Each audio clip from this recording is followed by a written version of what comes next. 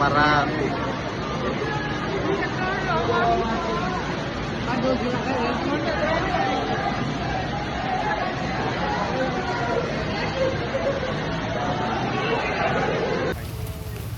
Masih sama seperti yang kemarin, banjir di Kota Medan karena curah hujan yang tinggi, baik di perkotaan juga di gunung, di hulu. Ini beberapa sungai di Kota Medan meningkat ketinggian airnya, yang menyebabkan juga drainase kita penuh juga. Dan drainase kita penuh, sungai kita juga lagi naik ketinggiannya, jadi air yang dari drainase tidak bisa masuk ke sungai dan dari sungainya meluap. Nah, ini menyebabkan banjir, baik yang ada di rumah warga ataupun di beberapa ruas-ruas protokol ataupun ruas arteri kita. Tapi kan Pak, ini kan kita udah lagi galak-galaknya memperbaiki drainase nih.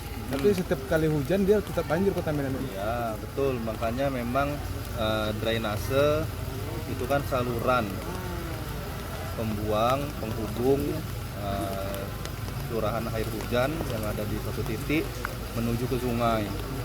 Itu ya, bukan berarti drainase dibangun langsung hilang tuh banjir, enggak, bukan seperti itu, tapi drainase itu mengalirkan air ke arah sungai.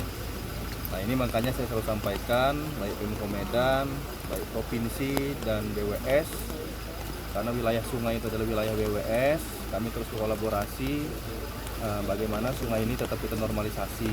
Hari ini juga proyek-proyek tetap berjalan, normalisasi sungai, biar apa? Biar kalau di gunung hujan ketinggian air tidak seperti ini lagi. Jadi kalau ketinggian air di sungai bisa kita kontrol, otomatis aliran drainase juga bisa lebih cepat gitu. Dan karena jumlah titik sungainya banyak, BWS sudah menyampaikan bertahap, makanya kami Kota Medan hari ini mengusulkan pembuatan kolam-kolam retensi yang kita mulai tahun ini, pembebasan tanahnya, pembangunan fisiknya kita mulai tahun depan. Ini untuk apa? Untuk menampung sementara air dari drainase.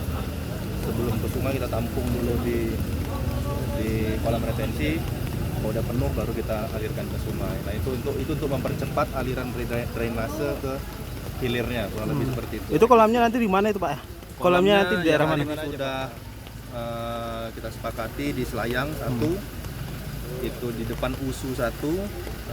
Pak Rektor USU kemarin sudah menyampaikan berkenan memberikan tanahnya di depan biro rektor. Itu kita akan lakukan pembangunan retensi, kolam retensi di situ, dan di Martubung satu yang kita bangun sekarang. Nah, kalau hasil dari peninjauan kita di Jalan Perjuangan ini apa Pak? Dan sejauh ini data yang kita terima itu ada berapa titik di Kota Medan yang mengalami banjir Pak? Kalau titik, semua yang pemukiman warga yang berdekatan dengan aliran sungai itu hari ini potensinya banjir, baik itu Nisai Putih, Nisai Bedera, Sungai Deli. Nah, itu yang warga yang tinggal di sekitaran sungai itu pasti banjir. Dan yang di ruas-ruas protokol saya bilang tadi, jalan-jalan kita ini banjir karena tadi drainasenya, alirannya penuh dan tertahan di hilirnya itu menuju ke sungai. Kalau hasil peninjauan kita hari ini, malam hari ini di sini? Di sini tadi bisa dilihat di situ sungai kita penuh. Nah, tapi hari ini sudah jam segini sudah mulai surut.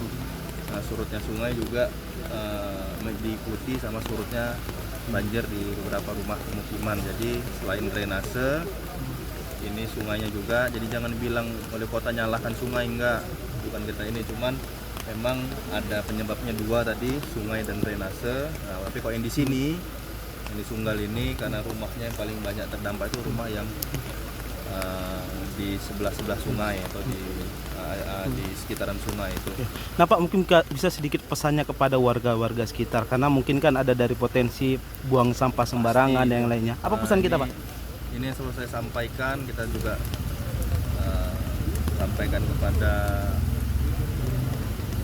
teman-teman kita di wilayah, baik kecamatan, kelurahan, sampai yang kepada warga, jangan buang sampah ke aliran air, baik itu drainase ataupun sungai, karena terasanya bukan pada saat kita buang sampah, tapi terasa pada saat hujan, baik itu hujan di kota ataupun hujan di gunung atau di hulunya.